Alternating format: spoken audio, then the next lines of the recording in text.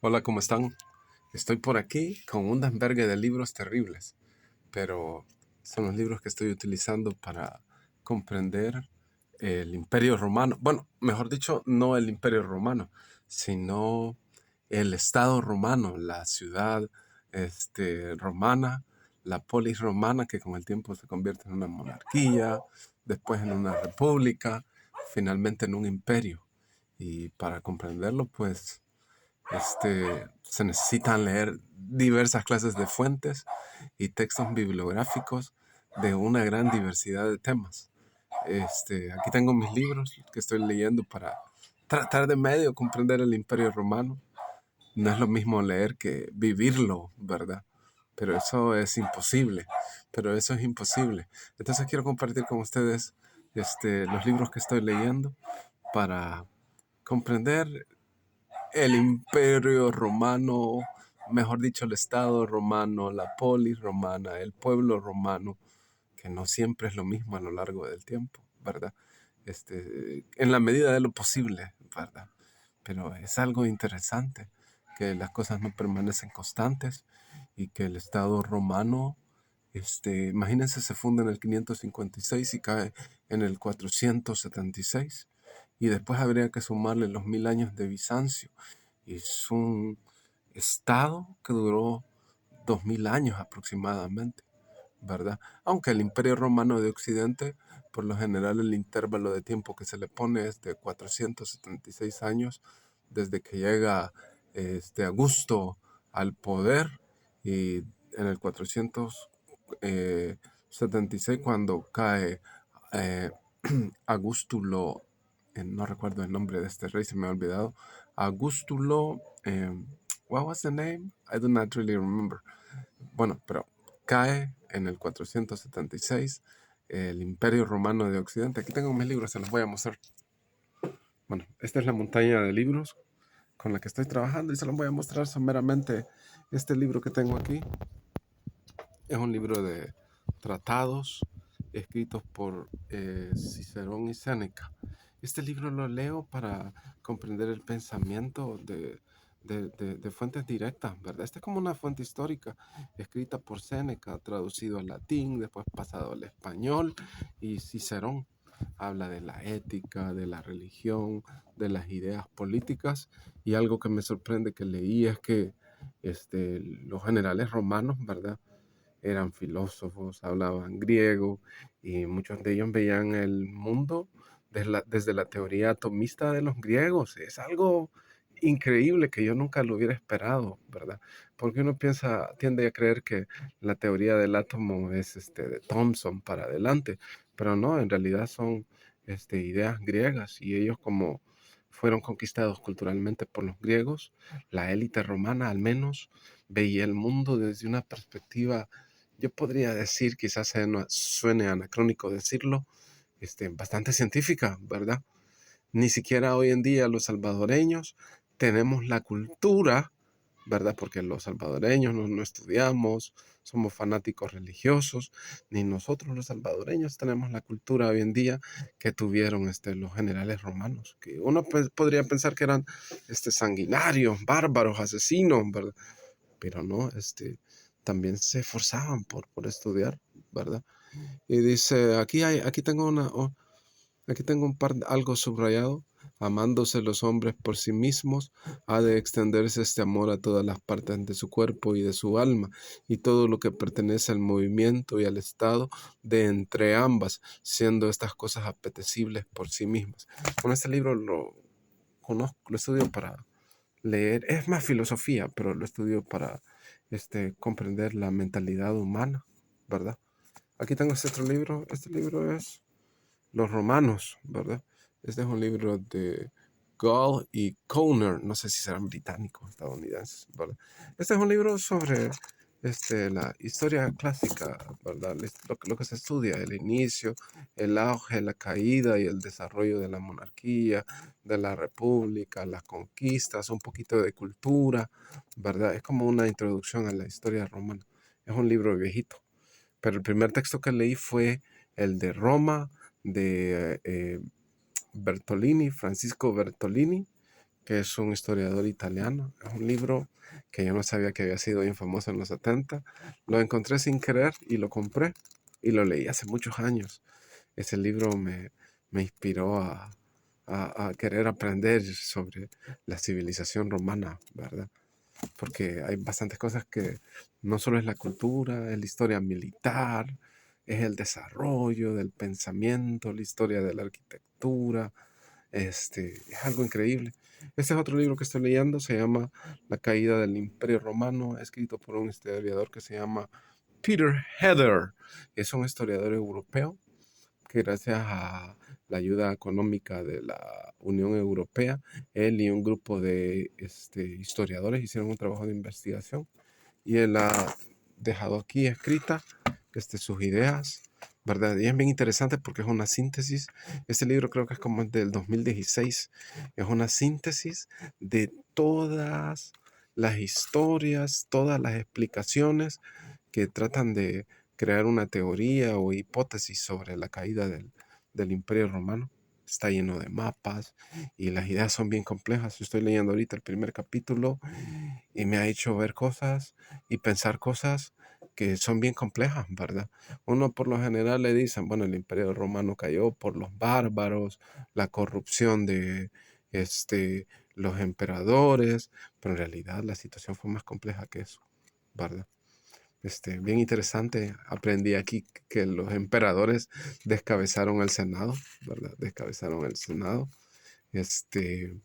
crearon un Senado en Bizancio y le quitaron el poder, ¿verdad? Llegó un momento en el imperio en el que el Senado ya no representaba nada, ¿verdad? Más que títulos que le daban status quo a los funcionarios o a la burocracia de los emperadores. También habla de cómo se mueven los centros de poder y cómo Roma deja de ser un centro de poder y cómo los centros de poder son esos lugares donde están estacionados los ejércitos romanos que buscan proteger el imperio, ¿verdad? De los bárbaros del norte, de los partos en el oriente, ¿verdad? Tienen como 3 ejércitos acampados en distintos lugares, 2 en Europa y uno en el Medio Oriente. Y desde Antioquía se convierte en un centro de poder porque desde ahí se estudia el movimiento de los partos y todos los movimientos que puedan poner en peligro el, el, el imperio de Oriente, ¿verdad? También habla de cómo se dividen los poderes, cómo cambia la administración política. Es un libro interesantísimo. Solo el índice, que no sé si lo puedo encontrar ahorita. Yo lo he ido leyendo. Y yo, como tengo la maña de desarrollar todo, yo subrayo todo, ¿verdad? Lo otro es que está bien ilustrado, miren. Todas las provincias romanas de Roma en su culmina, ¿verdad? En, su, en la parte más alta del desarrollo del sistema político del imperio. Es un libro bastante científico y tiene bibliografías, tiene recomendaciones de otros trabajos. Entonces, esta es una maravilla. Es un libro que sirve para estudiar la caída del Imperio Romano y para profundizar en ideas que son bastante complejas. Aquí tengo este otro libro, se llama Ancient Rome, Military and Political History. Este libro trata de enfocarse en el aspecto político y militar, pero algo que me llamó la atención y fue el primer capítulo que leí, es que este libro tiene un enfoque bastante arqueológico. Va comparando la historia escrita de Roma con los encuentros arqueológicos y presentan tablas. Y aquí están, miren, aquí están las tablas.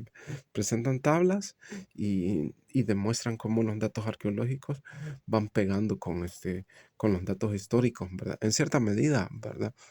Están las épocas de bronce, las épocas de metal y aquí están, ¿verdad? Los principios, está bien ilustrado, tiene mapas, ¿verdad? Este es un libro que me ha impresionado bastante por eso, porque se fundamenta también bastante en el hallazgo arqueológico y cómo la comparación y el contraste con el dato histórico demuestra que muchas de las cosas que se leen, ¿verdad?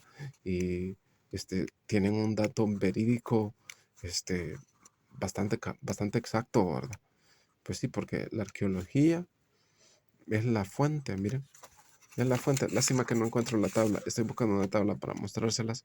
Una tabla sobre las distintas excavaciones que se han hecho en Roma y cómo los elementos arqueológicos han dado datos que ayudan a comprender mejor la historia de la ciudad. Lástima que no lo encontré. Bueno, aquí también tenemos, bueno, también estoy leyendo, claro está, las novelas de Santiago Posteguillo, que tiene bastantes de trilogías sobre procesos históricos romanos y sobre personajes históricos romanos, pues Publio Cornelio Escipión, Marco Ulpio Trajano, tiene la trilogía de Trajano, ¿verdad? Y últimamente ha sacado, creo que está trabajando en la trilogía de Julio César. Este es Maldita Roma y el otro libro es Roma soy yo. Y claro está que no puede faltar el libro de un historiador, si no me equivoco, griego, que se latinizó y escribió la vida de los 12 Césares, ¿verdad? Él habla sobre los 12 Césares más controvertidos y famosos del Imperio Romano, ¿verdad? Claudio, Diocleciano, Nerón, Augusto, y con fuentes del Senado. Y quizás ahí está el problema, porque un historiador que tiene un canal sobre ingeniería romana en YouTube y que tiene no sé cuántos títulos universitarios, es docente, ¿verdad? Arqueólogo, ingeniero. Entonces él se dedica a estudiar estos temas. Él mencionaba que muchas de estas fuentes son sesgadas porque los archivos del Senado lo que hacen es describir la visión interesada que los senadores tenían contra los imperiadores, contra los emperadores. Recuerden que eran fuerzas antagónicas, ¿verdad? Luchando por el poder. Entonces, eso es algo de tomarlo en serio. Dice el autor, decía el señor que Diocleciano se tiende a pintar como un tirano, loco, ¿verdad? Lo mismo con Nerón. Pero en realidad lo que sucedió fue que pusieron ellos en ciernes y en problemas al Senado.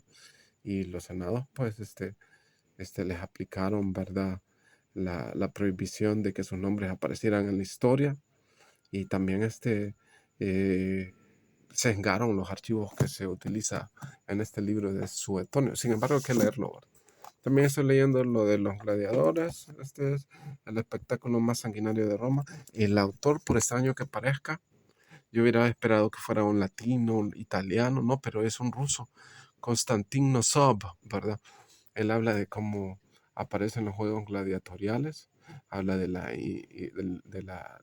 influencia de los etruscos, pero al mismo tiempo también habla de cómo César, en las funerales de sus familiares, de sus amigos, ahí empezaron a desarrollar en los ritos funerarios, las luchas gladiatorias que luego se extendieron, ¿verdad?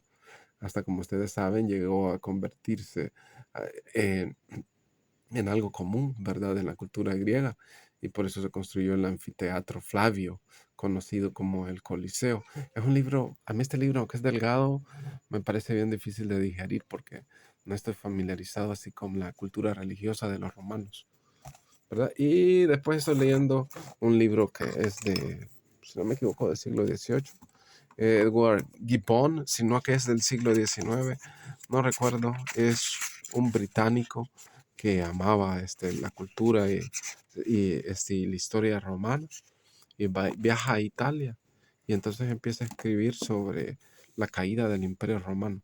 Esta es una visión bien reciente de la caída del Imperio Romano. Pero el texto que sí vale la pena, y yo afortunadamente lo compré hace varios años aquí en El Salvador, es La caída del Imperio Romano, porque Gibbon es una fuente para este libro de Peter Heather, pero no es la única fuente, son muchas investigaciones las que menciona este señor, ¿verdad? Este es uno de los mejores libros que he leído, o que mejor dicho estoy leyendo en mi vida, ¿verdad? Entonces ahí se los dejo. Esos son mis libros. Ahorita, algunos de los que tengo. Más adelante voy a compartir los libros que tengo sobre el Imperio Napoleónico, las guerras napoleónicas y la Revolución Francesa con ustedes. Espero que les haya gustado.